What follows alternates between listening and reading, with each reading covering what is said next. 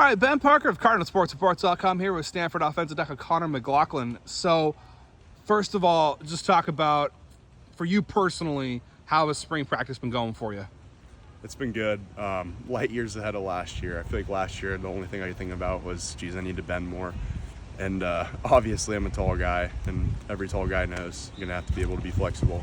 But this year I feel a lot more engaged, and I feel a lot more ahead of what I was last year. And thinking more about things like technically wise, like maybe where I'm putting my hands on my punch or my set angles, and really trying to tune in on things as opposed to like get a new playbook or be able to work on my flexibility as much, and a lot less overwhelmed. So I feel like I'm kind of starting to get my feet in this offense and feel more comfortable out there and fine-tune little things.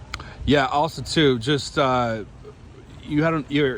a fifth-year guy. You had an opportunity to go elsewhere. Just talk about why you decided to come back for one more year at Stanford. Yeah, I mean, Stanford's a special place, and I didn't really have an opportunity the first couple of years. I had some weird injury things, and I just felt kind of disconnected just because I had surgery, and I wasn't really on the field as much as some of the other guys. So it was important for me to come back, really finish the job. And to be honest, I really haven't been a part of like a season we've really put everything together yet. There's flashes of it last year, but it's important for me to be able to be a part of something where we can really finish the job and put in something that we're proud of together and really leave my mark at Stanford and leave it better than what I came in with. You and Levi are kind of the two kind of old guys in the room. Just talk about the relationship that you guys have. He's a center, you're a tackle. Just the relationship that you have with Rodgers. Go.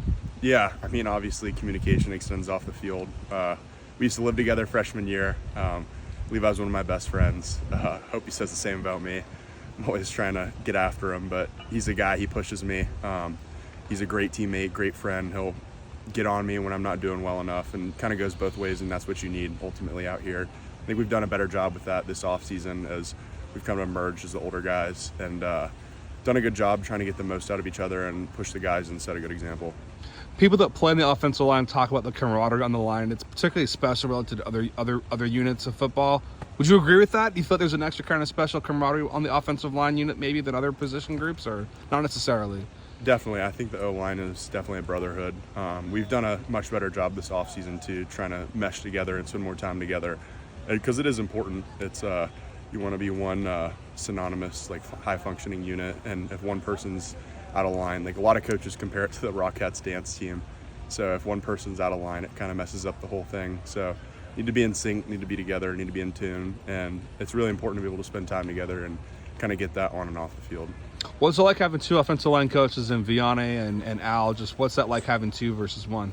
Yeah, no, it's been very important, very beneficial. Not a lot of schools are able to do that, I feel like, but it's been good. I mean, twice the knowledge, and they do a good job working together, and it's nice, one might explain it this way and the other might explain it another way, and it just helps having both kind of dynamics in both directions of having it. And then they're also good at using the time efficiently too. We get out on the field, we'll have one person working one drill, one person working the other, and it's almost 1.5 double the reps. Talk about too, just from the respect of the defensive line, how is that looking, and who's kind of the toughest guy to maybe block in that unit from your perspective? Yeah, we've got some high motor guys at Old. Wilfredo, David Bailey, Teva, those are the guys I've probably seen the most. And they've got some motor, but they're also getting good at fine-tuning some moves that I haven't seen before. So I like that. They're obviously really slippery guys. Teva's got a nice cross chop, but they've obviously gotten a lot bigger too, so gives them a little more oomph off the line. And also Dylan Stevenson, he's a guy, obviously an early enrollee, but really came in and stepped into his own. And really that whole outside linebacker room, when I'm thinking about pass pro, that's what I think about. And they do a good job. They're athletic. They can get out in space. They can bend an edge. Really pushed us all this spring football. And they're a tough unit. Just talk about how do you guys kind of divvy up time between pass protection and run blocking, and just kind of how do you kind of, as offensive linemen, kind of work on both of those things? How much do you spend equal amount of time on both, or just kind of how does that work? I'd say probably about equal amount of time. We use a lot of ND time for both, obviously. Really fine-tuning things, especially if we see something in practice the day before, like we're struggling on our deuce blocks or You're good. I kind of got some allergies. You're good. Roll with it. Let's all right. go. And then in pass protection, if we're struggling, maybe like something very specific, like hand placement on a certain type of rush or getting out of our stances. it's nice to work those things every day. And I think they do a good job targeting specifically what we need to work on. And every day they come through with a different repertoire, which is obviously tailored to what we need. Young guy that's an offensive tackle that's coming up with you guys is Fisher Anderson. Just talk about what have you seen from him and his kind of growth as an offensive tackle. Yeah, he's a tough kid, Swiss Army knife. He's played some guard this spring too. Stepped in when we need him, and Fisher's going to be a good player. I like Fisher a lot. He's got the acumen, he's got the tools. He's an athletic guy. He's gotten a lot stronger this offseason. He's having a good spring. I'm proud of him, and he's going to be a really good tackle or guard wherever we need him because he's shown the ability to play both. So strength of his resume and strength of his repertoire. Final question before I then I'll let you go. Do you have a favorite flavor of Gatorade, and if so, what is it?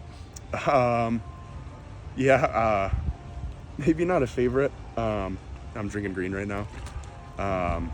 The orange is pretty good too. Probably grew up on orange more than anything. But green or orange. All right. Well, thank you so much, Connor, for taking the time, and good luck rest of this spring practice period. Yes, sir. Thank you. Mm-hmm.